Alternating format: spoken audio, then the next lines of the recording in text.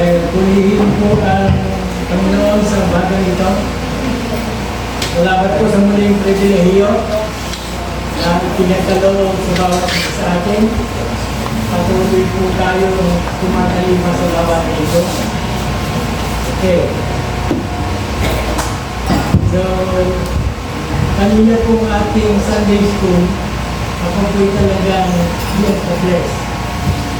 Iniisip ko po, bakit po itong aking kamakilala ay mayroong kinalaman sa Sunday school na tinututunan ko.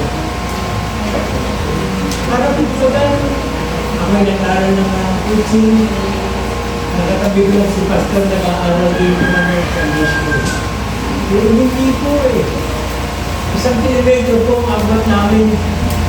Kaya lang po kung meron ng communication like si Pastor. Okay, so nakakatuwa naman po. So ang ating po teksto na sama-sama natin pag-aaralan ay hango sa aklat ng Jeremiah. Jeremiah chapter 29 verse 11. Sino po ang nakaka-memorya ng Jeremiah chapter 29 verse 11? Lahat po ang kamay. Lahat. Lahat, Pastor. Hindi, huwag mong pa-plus. Lahat, Pastor, nakakasama.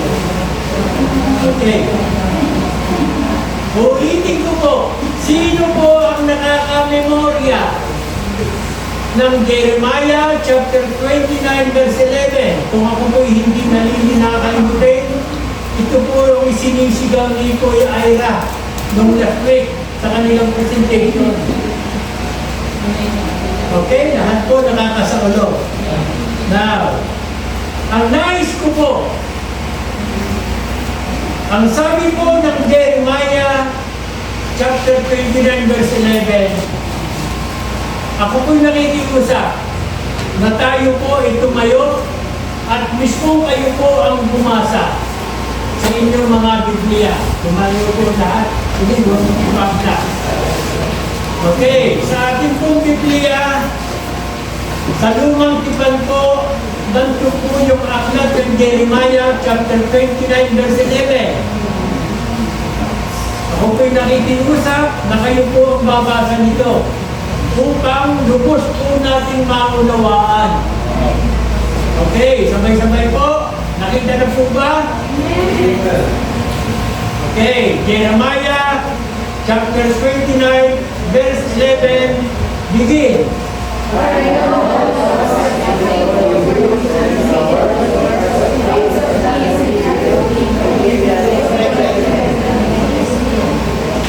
For I know the thought that I think toward you, say the Lord. Thought of peace and not for evil, and to give you unexpected end. Tayo po manalangin. Panginoon, muli po ang aming pasasalamat sa inyo sa umaga nito. Patuloy mo po kami binibigyan ng pagkakataon na kami po ay tumalima sa gawain iniingatan mo sa bawat isa sa amin. Panginoon, I commit to you everything, even my preaching, O Lord. Naluugin mo dyan po, Panginoon, na kami po ay magkamero ng sensitibong espiritu sa kaunawaan ng iyong salita. Bigyan mo po kami, Panginoon, ng natutulong ang puso. Pagpalain mo po, Panginoon, ang salita mong mahayag sa kanyang kalagitnaan. Panginoon, idinadalangin po din sa iyo. Naluubin mo po na ang bawat salitang lalabas sa bibig ng iyong lingkod ay maging isang pagpapala sa mga kapatid. Purihin ka, Panginoon, sa salita mo ito. Luubin mo po na ito ay aming mapag-aralan, aming mamemorya, at lalo higit, Panginoon, madamdaman namin, Panginoon, ang konteksto nito sa aming sariling pagkakas. O Diyos, salamat po na muli po'y binigyan mo po kami ng magandang panahon. Panahon po, Panginoon, na ito po ay nagpapalaala ng aming muling paglapit sa iyo. Sa pamamagitan, Panginoon, ng gawain ito, ikaw po ay aming papupurihan sa Espiritu at katotohanan. Salamat po, Panginoon, sa kagandahan ng awit na wala pong makakapag-alis na anuman ng aming pag-ibig sa iyo. Alam po naman po kung kaya kami po ay nagkakaroon ng tunay na pag-ibig sapagkat sa kaluluran po, Panginoon, ikaw po ang tunang pag-ibig sa akin. Panginoon, hinihiling ko, pagpalain mo po ang iglesia nito. Sa mga bumubuong pamilya po ng iglesia nito, sa pumumuna po ng aming pastor, patuloy mo po kami pagpalain, patuloy mo po kami biyayaan at bigyan mo po kami ng kalakasan. At patuloy mo po kami turuan para sa patuloy na pagpapalagana ng iyong salita sa lugar at sa mga kalapit na lugar po. Panginoon, sa amin po mga kapatiran ng kagarapdaman, hinihingin po namin, Panginoon, ipuin mo po sila ng iyong mapagpalagana. Salamat din po sa pagkakataon na kahit ang aming mga kapatiran ay pansamantalang hindi namin nakasama sa araw na ito. By faith, Panginoon, na sa iyong biyaya, sila po ay mayroong kaugnayan at mayroong po sila panahon para sa araw na ito ay tunghayan ang salita mo na tulad ng gagawin. O Diyos, purihin ka po sa gawain ito. Ginadalangin ko po ang lahat ito. Kapangalanan niyo ang Jesus. Amen. Okay, busitin ko. Ang Jeremiah 29:11 po ay isa pong kasagutan sa aking panalangin sa Diyos. Dahilan po, noon po ako'y bigyan ng atas ng ating pastor na magsalita before you. Ako po'y nanalangin sa Panginoon kung anong talata, kung anong salita ang ating ibigay niya sa akin at sama-sama natin pag-aaralan.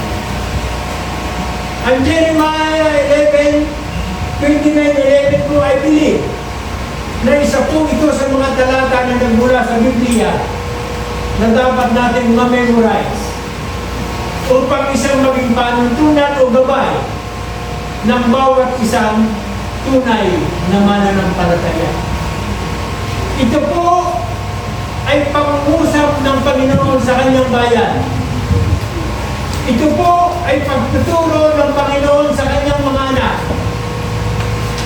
Na alam naman po natin sa ating kasaysayan, sa kasaysayan po, ang kanya pong mga anak kung minsan, again and again, sumasablay sa pumumuhay. Again and again, gumagawa ng paraan para mabuhay. Subalit gusto kong bigyan ng diin sa inyo. As we listen to the message this morning, I hope that each every one of us be reminded na ang pagtuturo, ang pagpapalaala ng Diyos sa buhay natin ay mayroong katapatan. Ito po ba sinasabi ko ang buhay ng isang tao na nag-i-enjoy ng buhay sa kanyang kaligayahan? Nag-i-enjoy ng kanyang kasaganaan sa buhay. Subalit kung minsan kapag dumarating ang problema, along the way, medyo po nagkakamayroon ng negatibo sa isang kasupan. Ano po ang ibig sabihin ko? Kung kaya po nagne-negatibo, meron pong buhay na walang saysay, buhay na walang pakinabang, buhay na walang silbi. Sa ating pong pasimula, gusto ko po munang magbigay sa inyo ng mga bagay na dapat nating malaman kung ano ang katotohanan sa ating buhay. What I meant to say, the kind of life that prevent to operate. ang mga buhay po na gusto na tayo napaalaala sa atin kung anong klaseng buhay ang dapat natin maiwasan. Sa ating pong buhay, hindi po lahat smooth sailing tayo. May klase po ng buhay na dapat natin iwasan na dito po yung ating tatalakayin. And the kind of life that prevent the occurrence. Ang una po ay yung tinatawag natin furious life. Okay, so tandaan po natin, kung tayo po ay makapag-note, mag-note po tayo at napaka-importante po ito. Ang buhay po na isang paalaala sa atin, ito po ang number 1, yung po tinatawag natin furious life. Ano po ang ating magiging halimbawa sa taong nagtataglay ng isang furious life? Okay. Sa kasaysayan po, sa istorya po na natala sa Biblia, ang halimbawa po nito ay ang ating mga taga-Israelite. Sa kasaysayan po, alam natin na ang mga Israelite ay naglalakbay papunta sa Promised Land.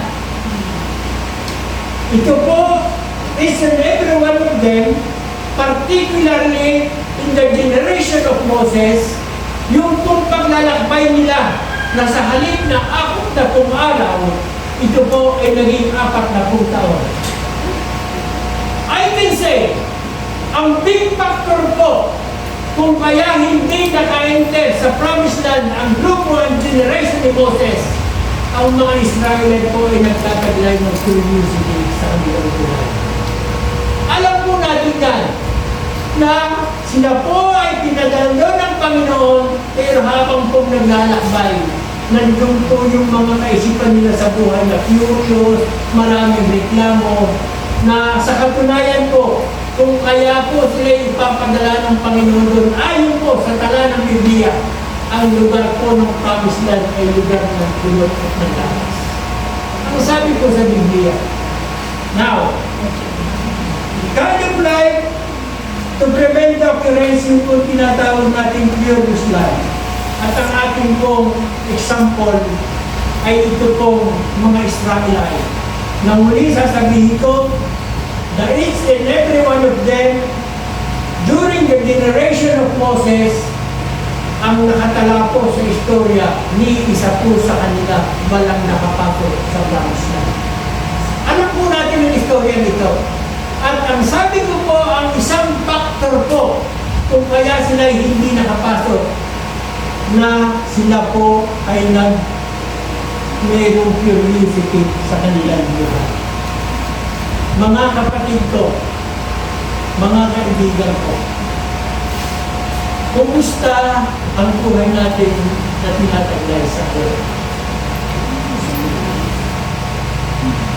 Tayo po ba ay may certain and clear direction sa patutunguhan ng ating buhay?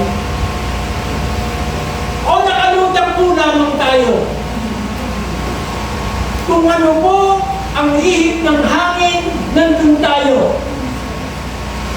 Kung ano po ang direksyon ng mundong ito, ganun ang buhay natin. Masasabi ko po mga kapatid,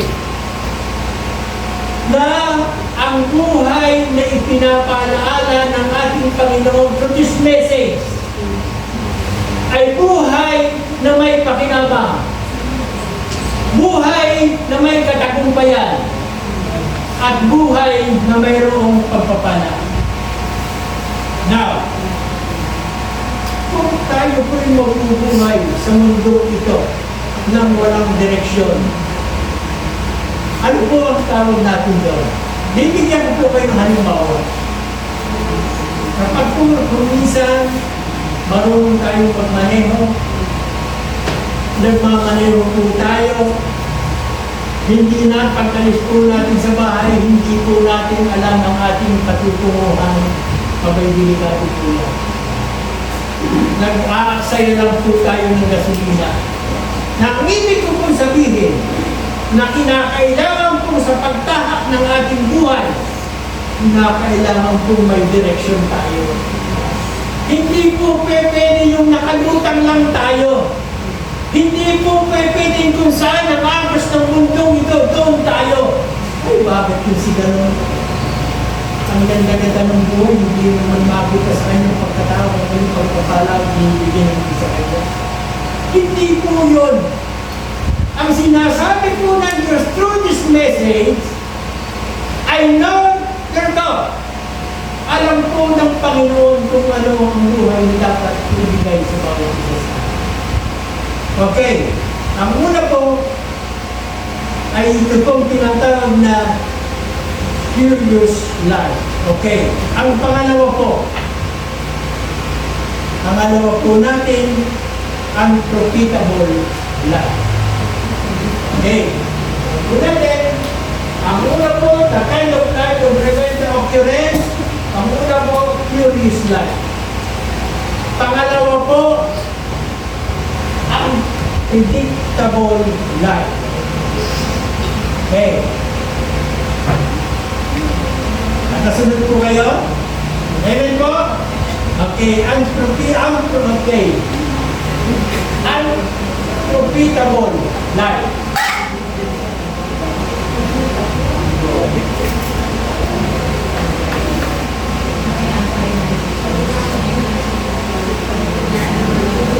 Yan, ito po ang madalang halimbawa ng buhay na dapat natin iwasan. Nasabi ko po, hindi po yan ang buhay, ang klase ng buhay na dapat natin taglayin. Kundi ito po, mga bagay na ito ang dapat natin iwasan. Ang una po, yung curious life, alam naman po ninyo, ibig sabihin ng curious. Yung pong unprofitable, walang pakinabang na buhay, walang saysay. Okay, sa mataling sabi ko, wasted. Okay, pag sinabi ko unprofitable life, sino naman po ang pwede natin maging halimbawa? Okay, ang profitable life po ang ating halimbawa ay ang story ng prodigal son. Alam po natin sa kasaysayan na siya po ay umalis sa poder ng kanyang magulang at ipinamuhay ang kanyang buhay. Then, to make my story short, nung kung siya umalis sa poder ng kanyang magulang at nagnasa siya na mamuhay ng sarili, ano pong nangyari sa kanyang pamumuhay? Unprofitable life, wasted life, at kung ipapagpatuloy po ninyo yung pag-aaral, nakakaawa po. Itong prodigal son na ito. Na sa katutunayan po, sila po ay mayaman. Maraming ari-arian.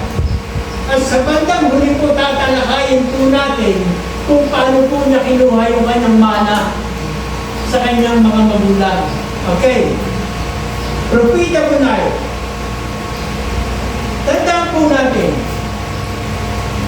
kapag po tayo ay nagpasya sa ating pamumuhay na hindi natin ikinukonsulta sa Diyos, ito po ay walang nakapuluhan. What I meant to say, our life without consultation to God is vain. Tandaan po natin yan. Lahat pong ang gulo ng buhay ng isang Kristiyano ay kinakailangan isang guni sa Diyos. Kinakailangan pong bawat isa sa atin magsangguni sa Diyos kung anong klaseng buhay ang dapat natin akayin. Balik ulit tayo sa ating tema. For I know the thought that I think toward you. Alam po ng Panginoon kung anong klaseng buhay ang nararapat para sa atin. Okay? Number 1, human life. Ang number 2, unprofitable life. Ganun po ang paglalarawan. Pagbabalik po natin sa istorya ng prodigal son. He approached to his father. Kukunin ko na po yung mana ko at ako po ay mamumuhay ng sarili kong kapakanan. So, nangyari po ito. To make my story cut, ang nangyari po sa buhay ng prodigal son ay napahiwaga. Isipin po ninyo, isang nagtatamasang buhay, isang mayamang buhay, nung po siya ay umalis sa pag-una ng kanyang magulang, may pagkakataon na ubusan na siya dahil hindi siya kumusulta sa Diyos ng kanyang ipamumuhay, nawala ng lahat ng kanyang kinuhang yaman sa kanyang magulang. Alhamdulillah, siya po ayon po sa salita ng Diyos, nakikisalo sa kanyang pagkakaroon. Yung po ba ang dapat nating maranasan? Na kung tayo'y mamumuhay ng sarili nating kaisipan, sarili nating pamamaraan, tayo'y magtatamasa? Hindi po yata. Paminsan-minsan po, mayroong pagkakataon na kapag tayo'y nagdidesisyon para sa pag-ugit ng sarili nating buhay, meron po tayong tampon. Sa atin po, kumusta po ang buhay natin sa ngayon? Tayo po ba ay nabubuhay sa kalooban ng Diyos? Tayo po ba ay nabubuhay na kasama ng Diyos? Ang ipinamumuhay po ba natin ay ang salita ng Diyos? Titiyakin ko po mga kapatid, mga minamahal ko, na kung doon sa mga sinabi ko ay nasusunod sa ating kagustuhan, tayo po ay papagpalain. Tayo po ay maliliwanagan. At tayo po ay masusurpresa na kung tayo ay mamumuhay ayon sa kalooban ng Diyos, na kung tayo ay mamumuhay na kasama natin ng Diyos, na kung tayo mamumuhay alang-alang sa salita ng Diyos, patuloy po tayo papagpalain. Ano po nangyari sa prodigal son, mga kaibigan ko, mga kapatid ko? And this is the example of unprofitable life. Nawala ng saysay, nasayang. Paano po nagsarili siya sa kanyang kagustuhan at siya po ay umalis sa poder ng kanyang mga kabataan po, muli po, mga kabataan. Kumusta po ang buhay natin? Sa itinatakbo po ba ng buhay ninyo, nagagawa ninyo konsultahin ang Diyos? O wala na? Sa itinamumuhay po ba ninyo, nagagawa ninyo konsultahin ang lingkod ng Diyos? O wala na? Mga kabataan, lagi pong sentro kayo sa mga usapin ng pagpapala.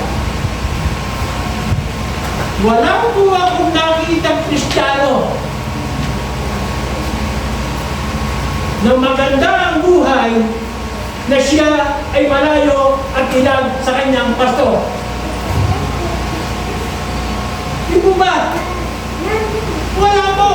Ang ibig ko sabihin, yung po bang useful believer, na kung ang pag-uusapan ay decision making, pastor, ano naman po kaya ang nararapat dito? Kailangan po po ang desisyon, ano po kaya ito nararapat? Okay, sa mga kabataan, pastor, may nanliligaw po sa akin. Ito po kaya ay hindi ako mapapaniwala. Ito po naman ay concern kapag ako'y napunta sa church. Pastor, ano naman po kaya may papayo mo sa akin? At kung minsan po sa ating negosyo, pastor, meron po akong itatayang tindahan. Ang puhunan ko, iinutang ko sa Mumbai. Ano po ang dealing na nagan po? Ano po ang dapat kong gawin? Para po yung aking inutang sa Mumbai na aking puhunan ay maipali ko at hindi po natin sige-sige araw-araw. So, may ganyan po ko po sabihin, mga kapatid ko, it is good that we have a lucky enough to have a pastor that na pwedeng mag-counsel at mag-ali sa akin. Hindi po pwedeng kanya-kanyahan tayo. Pag tayo po'y nagkanya-kanya, ang magiging outcome magkakameron po tayo ng division. Okay. Ganda po. Ang unang bagay po na hindi dapat natin iwasan sa buhay, na dapat natin iwasan, yung curious lang. Ang pangalawa po, ang profitable lang. At ang pangatlo po, ang predictable. Siguro po may idea na kayo. Ang predictable life, okay? Sino po ang anuman ang dapat natin gawing halimbawa?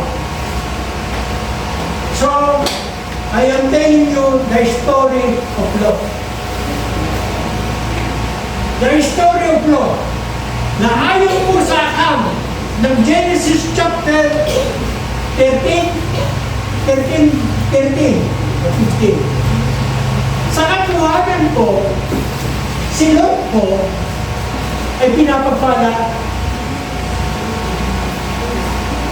Sa kampo ng Genesis chapter 13, yung pong kanyang tito na si Uncle Abraham, siya po ay kasama na magpunta sa silanganan. Na sila pong dalawa ay mayaman. Si Abraham po ay maraming pag-aari ng bakahan, ginto at pila. Ito pong si Lot, dahil naituring ni mayaman, ay maraming bakahan at tupa. Kaya nga po habang kong pinapag-aralan, nasabi ko po, itong si Abraham at si Lot, napakahayop.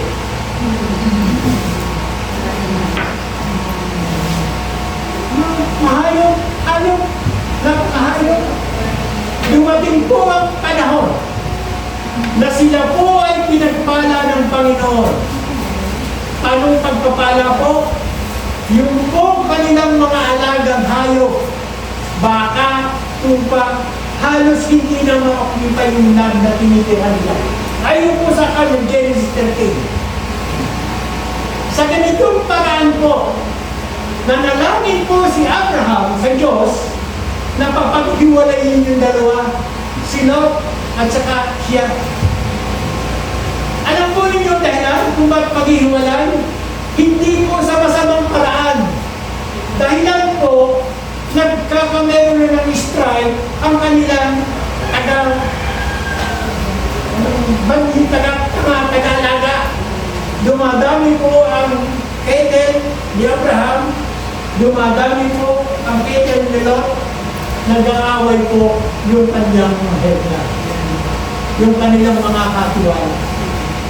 Dito po dumating yung panalangin ni Abraham na sila'y paghiwalayin.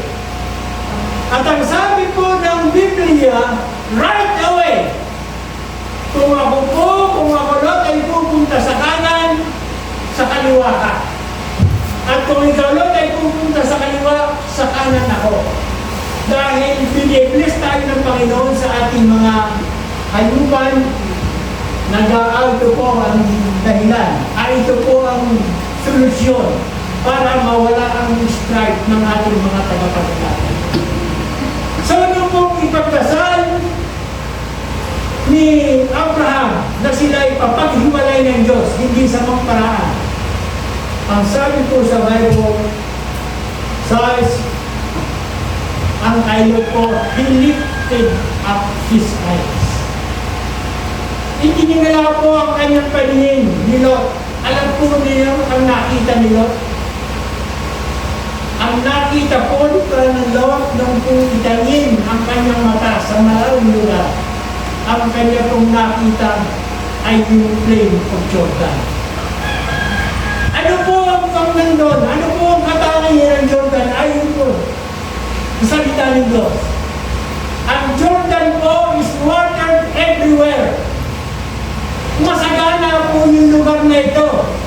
At sabi po ni Lot, maraming tubig na maiinom ang aking mga baka dito. Ito ang pipiliin ko. So, to make the story short, ang nangyari po, si Lot ay hindi pinagpala sa kanyang desisyon. And the problem is, ang nasunod po ay yung kanyang sariling kagustuhan. At sinunod po ang kanyang puso sa pagpapasya. Hindi po niya naalaalang uncle na si Abraham. Tito, ano ba ang mabuti dito? Kung sa sinabi mo, kung ikaw ay pupunta sa kaliwa, ako sa kanan, hindi mo pa gawin sana nabigyan ng magandang lugar. Nandun po yung Sodom at Gomorrah. Ang sabi po ng Biblia sa Sodom at Gomorrah, the people of Sodom were naked and sinless before God exceedingly. Dinunang po ng Diyos yun dahil po makasalanan ng tao. At ito po ang pagkakamali ni Lot. Siya po ay nagpasya sa buhay at hindi siya natuto na humingi ng counsel, humingi ng payo sa Diyos.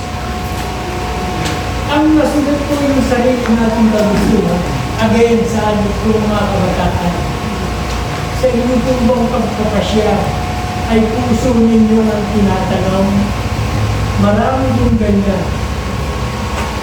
Sa inyo pong pagpapasya sa buhay, kinakailangan kung tayo may consultation sa meron.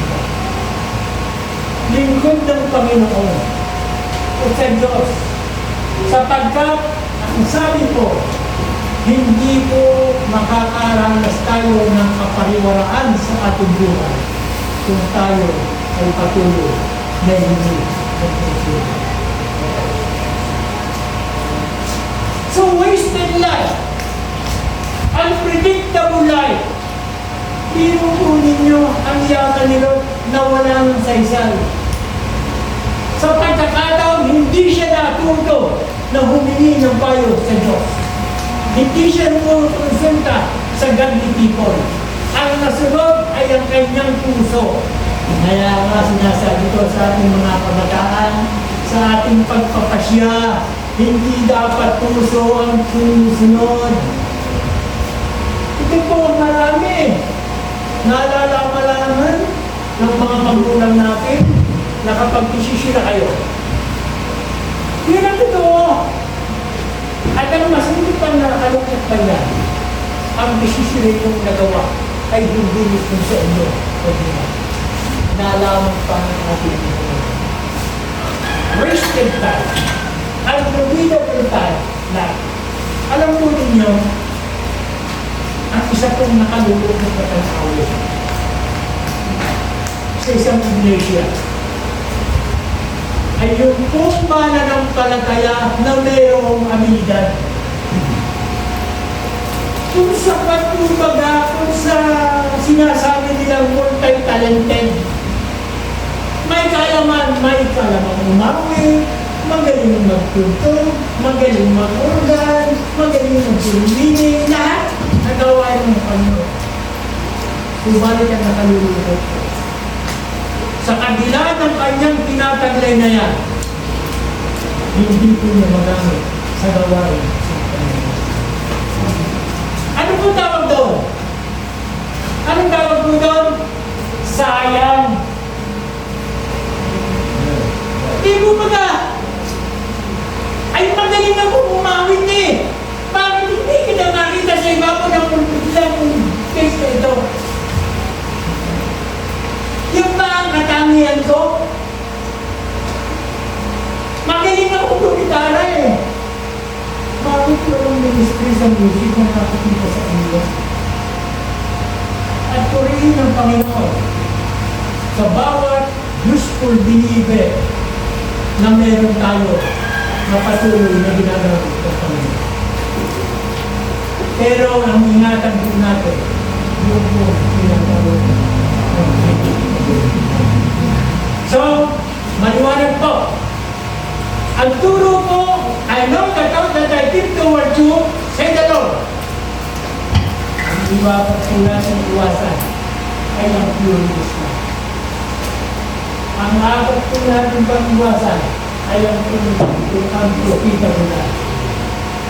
At lalo hindi po natin iwasan ang unpredictable. Okay, now, ngayon po, balik po tayo doon sa ating teksto. Ang sabi po sa teksto ay, for I know the thought that I think toward you, say the Lord, thought of peace and not of evil. Ang maganda po itong exciting po ito. To give you an expected end. Ang konteksto po ito, mga kapatid ko, tayo po ay pagpapalain kung tayo susunod sa plano ng Diyos sa ating buhay. Napakaliwanag po. Okay. Doon po sa sinabing, I know the plan. Nais yung ibahagi sa inyo na meron po tayong dapat awareness sa ating buhay. And I said, the things that we must consider in our life, in our life. Okay. The things that we must consider in our life. Yung itong ating awareness, ano po ang dapat? Okay. Ang number one po, the purpose and plan of God's will.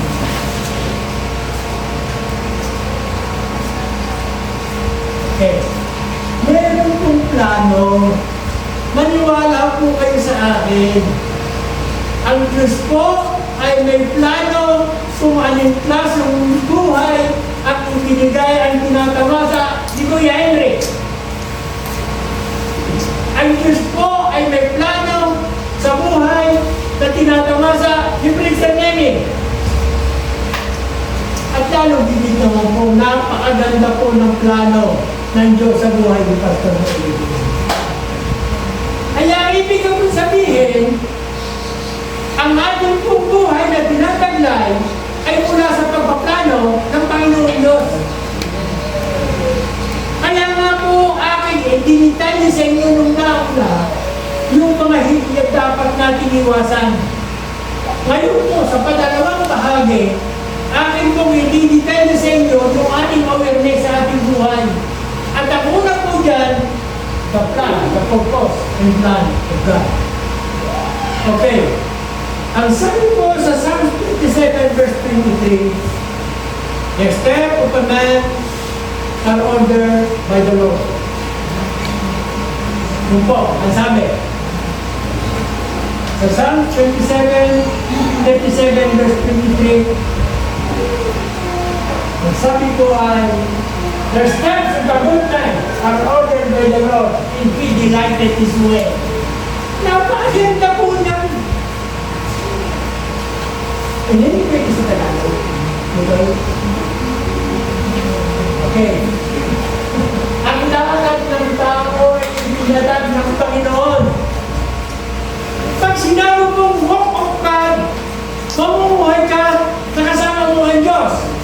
Ang lahat ng tao na step of a good man are ordered by the Lord. At siya'y masasayahan sa kanyang.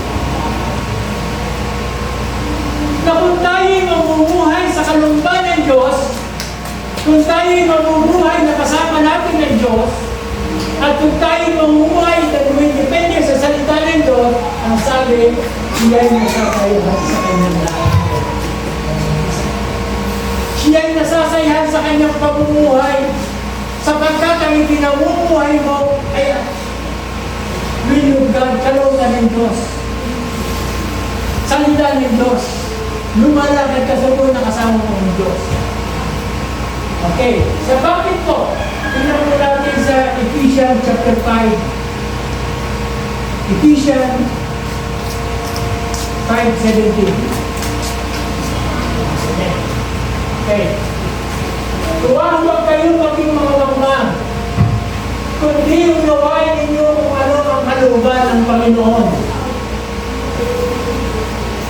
Di po ba? Sa English po, wherefore be not ye unwise. Huwag po tayo maging manglang.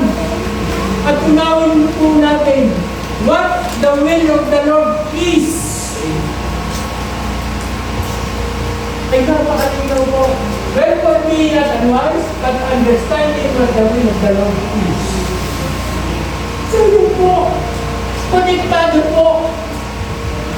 Kaya muli, ang ating pong awareness, ang number one, the purpose of life of God. Kinakailangan po, ang talata po ating teksto ay naglalarawan na siya ang nag-design ng buhay ng tao na kanyang nilikha. Na siya ang nag-design at nagplano ng tao kanyang iniligtas. Sino po yung kanyang ginawa? Sino po yung kanyang iniligtas ng mga tao? Larawan po ito ng mundo ng nagawang. Kaya ako ay pinagsisigawan po natin na kinakailangan po natin hindi po ito ako na tinatawag pinili. Palagi ko pong sinasabi na tayo po ay dapat namumuhay ng naayon sa kanilang Diyos. Na tayo po ay lalakad na kasama natin ang Diyos sa ating Diyos. Na tayo po ay mabubuhay ng mayroong salita ng Diyos. Kaya nga po sa pauna sinabi ko nga po sa inyo kayo ba'y nakalutang lang? Kayo ba'y sumusunod sa agos ng mundong ito na kung ano ang klase ng buhay ng kapitbahay mo, doon ka? Hindi po ganun ang gusto mangyari. Dahil sabi nga po ng Diyos sa ating teksto, I know the thought that I think toward you. Alam po ng Diyos kung ano, itatagalin ang buhay ng bawat isa sa atin. Okay, number 2.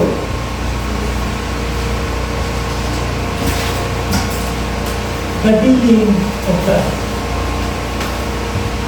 Okay, tignan po natin, nagpapasunod po kayo sa ating awareness na po ito. Kanina po yung ating prevention. Ito po awareness na. Una po, the purpose of plan of God. Ang katalo po, the dealings of God. The dealings of God. Alam po ninyo mga kapatid ko, in consideration sa will of God, hindi po pwede na kapag tayo'y magbabiyahe ay laging smooth sailing. Tanda po natin yan. Ano pong ibig kong sabihin? Yung sinabi ko po kanina, hindi po pwede na habang tayo namumuhay ay laging masaya. Paminsan-minsan po yung dinadaanan tayo ng calamity. Ano po yung calamity? Problema. At ito po ang sasabihin ko. To be a better Christian, God allow us to test and trial sa ating pamumuhay. Inaalaw po ng Diyos ang testing at trial sa buhay natin. Bakit po? Yung kasi ano ba sa kanila? Kaya kung tayo binibigyan ng testing and trial, upang malaman po natin na sa bagay na ito ay lalakas po ang ating pananampalataya sa kanila. Napakalinaw po. Hindi po ito nakakahulugang bumagsak man ang buhay ko, wala na akong pag-asa. Hindi po. Hindi po nagsasabi wala na akong pag-asa. Napaka-bisitaw nila ng buhay ko. Bumagsak na ang buhay ko. Hindi po. Pag po tayo mawala ng pag-asa. Okay. Hindi po sasabihin ko na tayo kung minsan bumabagsak sa ating buhay ko, ay hindi na tayo mawalan tayo ng pag-asa. Ang Diyos po ay patuloy na gumagabay sa atin. Kaya nga po sabi, the dealings of God may dealings po ang Diyos sa atin. At ang sabi po sa Biblia, I will never leave you. I will never forsake you. Tandaan po natin yan. Hindi kita mababayanan. Ay, sino po ang tao kasalanan. Kaya nga po, ang dealings ng God ay napaka-sensitive para sa ating pamumuhay. At doon po papasok yung patatlong awareness. Ang patatlo po, the management of God. Okay. Medyo po bumabawi lang ang pastor. Dahil sabi ni Kuya Nemi, naalala ko, kung naali nga, ang dalawang punto ay paano yung 10 punto na maaari. Okay. Then, our awareness, the purpose of plan of God in our life, number 2, the dealing of God in our life, and number 3, the management of God in our life. So, sino po ang nagpaplano, nagmamanage ng buhay natin sa ngayon? The management of God. Ito po yung direksyon. Doon po sa sinabi ng Panginoon, sa huling talata, to give you unexpected ends. Kaya nga po, kapag ikaw po ay mamumuhay ng naayon sa salita ng Diyos, sa kaluban ng Diyos, matutuwa ka, masusurpresa ka. Mararanasan mo na lang pinapagpala ako ng Panginoon. Mararanasan mo na napakaligaya ng pinatahak ng buhay natin Panginoon ko sa Panginoon. Isa lang po ang key.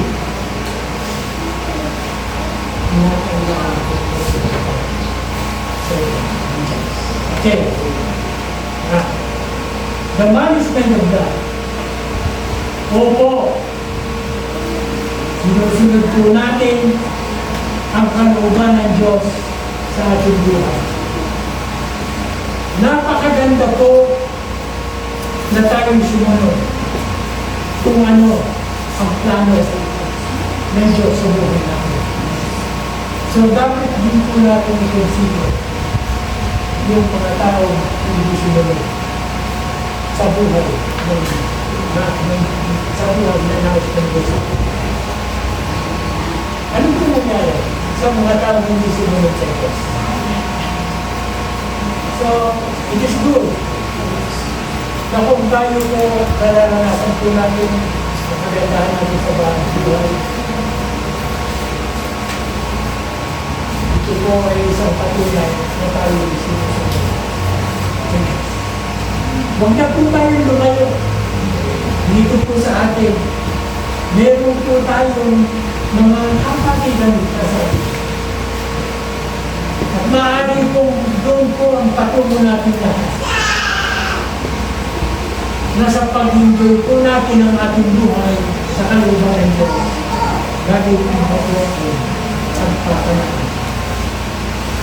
Yun po ang pangako ng Panginoon. Yun po ang dealings ng Panginoon. Kaya nga, ulitin ko kung minsan may bumabagsak, huwag po tayo mawala ng pagkakaroon. May pangako po ang Diyos. Ay! Yan si kapitbahay ko yan. Hindi na makakabawi yan sigurado. Ang yaman-yaman ngayon, mas mayaman ako sa kanya. Hindi na di ba yan natin natin. Wala yan. Diretso ng paghihirap yan. Hindi na alam. May Diyos tayong dapat pagpunsunan. May Diyos na magalaan kayo sa atin. Ay bela ng Diyos na dumaraw. Okay. So, kompleto na po. Kompleto po kung sa ang karakter. Ang buhay po na dapat natin ay iwasan, furious life, unprofitable life, and unpredictable life. Sa ating pong awareness, sa ating buhay, kinakailangan po natin ang purpose at plan ng Diyos sa ating buhay. Pangalawa po, the dealings of God in our life. At ang pangatlo po, ay the management of God. So, napakaganda po. Kung tayo po ay maglunod, sigurado po ang napakaganda niyan. Okay. Now, sa atin po ang pagtatapos. Okay. Nais ko po muna pagbigyan magbibigay sa inyo ng isang napakaganda. Lalapit po ako upang marinig po mo. Sa ating pong pagtatapos, ako po ay merong nakikita na isang advice o payo kung paano natin gawin ang buhay na ipinadaan sa atin ng Panginoon. Unang-una ko pong advice, make a goal. Make a goal.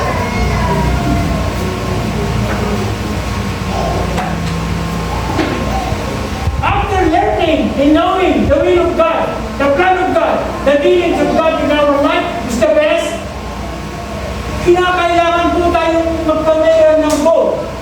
Make a goal. Na ang ating pong layunin ay hindi masunod ang goal ng ating sarili, kundi ang dapat pong layunin ng bawat isa sa atin ay masunod ang goal ng Diyos na nagbigay sa ating buhay. Ito po ang nararapat. Nalaman po natin yung mga hinay dapat natin iwasan. Nalaman po natin yung ating awareness.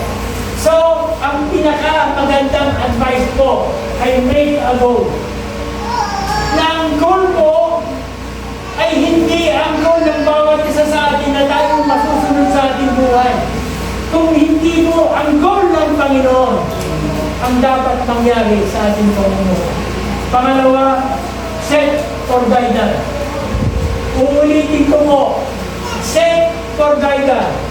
Wala po akong nakitang Kristiyano na maganda ang klase ng ipinamumuhay. Maganda ang klase ng buhay ng ilan at malayo ng pastor. Right? Hindi ba? Hindi mo pwede. Ikaw ay isang Kristiyano. Ang pastor hindi mo nakikita. O lang, si pastor na naman. Baka kasalubong ko na naman. Pupunahin na naman niya ng suot ko na maiksi. Ay ngayon lang ako nagsuot ng maiksi at ang ganda ko pa naman pag ako nakanunod. Ay nakakang pastor ito. Hindi po. Huwag po natin katakutan na tayo ay punahin ng pastor. Huwag po natin katakutan na tayo ay ikaw silang pastor. Ang katakutan po natin ay walang pakailamang pastor sa atin. Yun po ang dapat. Ay, hindi po, lalo sa mga useful believer, ayun po sila po. Kaya iwas na iwas diyan. Lagi na may tama na ako. Magpipray sa pastor, ayan na naman. Tama na naman ako. Tinitira na naman ako ng pastor. Hindi ko gano'n.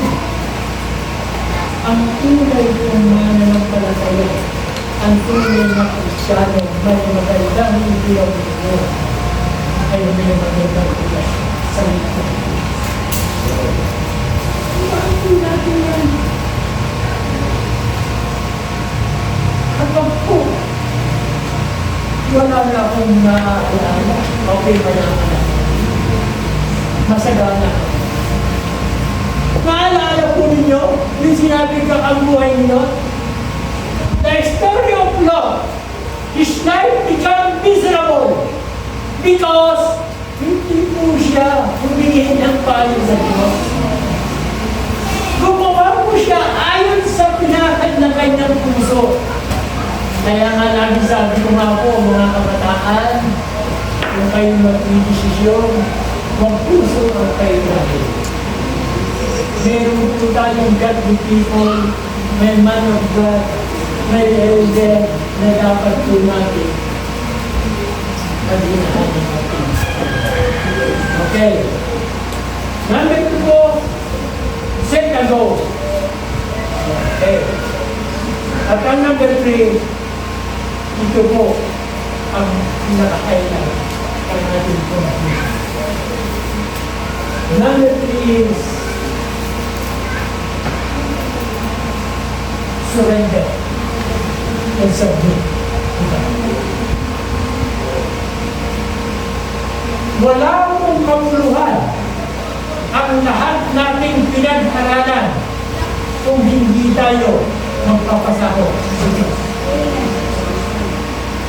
Wala pong halaga ang buhay na tinatamasa mo o kasaganaan kung hindi ka magpapasakop sa Diyos. Panginoon, nagpapasakop po ako sa inyo kung ano mo ang buhay na gusto ninyo gagawin ko. Kung ano mo ang inyong plano sa buhay ko, susundin ko. Okay. Ang katanungan ko po,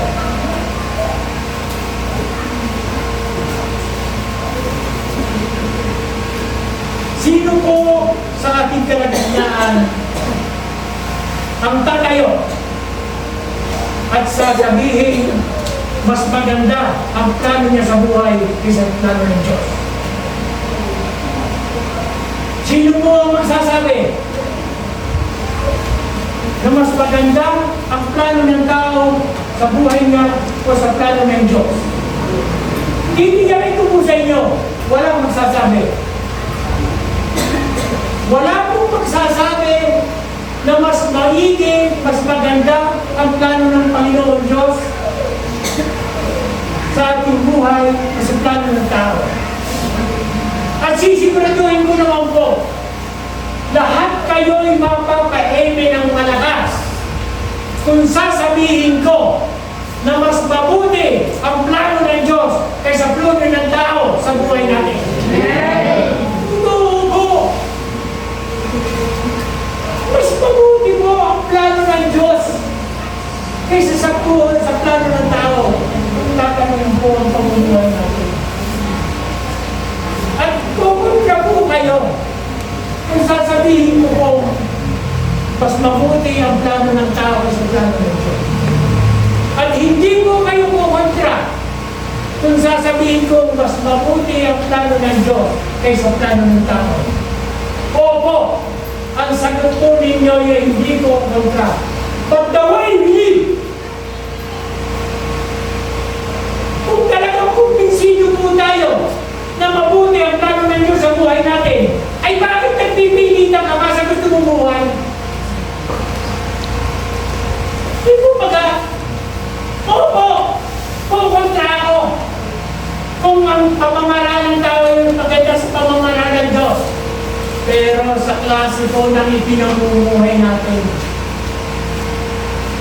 Kaya nga po ulitin ko, kung kumbinsido ka na dakila ang kalooban ng Diyos kaysa sa kalooban ng tao sa ating pamumuhay, eh bakit nagpipili tayo ng ganitong klaseng buhay? Mabubuhay tayo na sa tatlong kapamaraanan.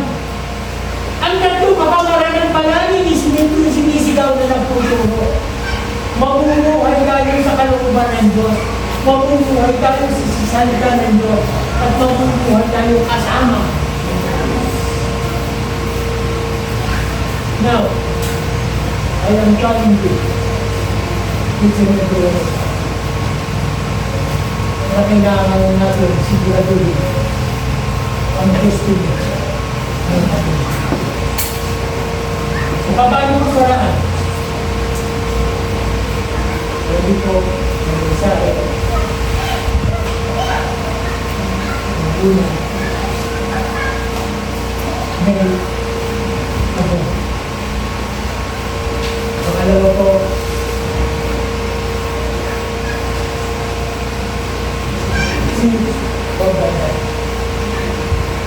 at ang pangalawin ko, surrender ang pagsabit. Ano po ang surrender? Ano ang sasabit natin? Sabi ko dito pa tayo. Awareness po natin ang sabi. Meron po awareness na dapat ang binigay ng ating. Sabi ko, therefore, ang ating theories lang, yung awareness po natin sa purpose o plan of God. Matapos natin isabi sa God. The dealings of God and the management of God. Upang maiwasan sa natin ang pure wisdom, ang unpredictable life, at ang ating unpredictable. Kaya mga kapatid, I hope na sa pamamagitan ng mensahe, naliwanagan ko ang bawat isa sa kanila. Praise God po, tumayo po tayo lahat para po sa Panginoon.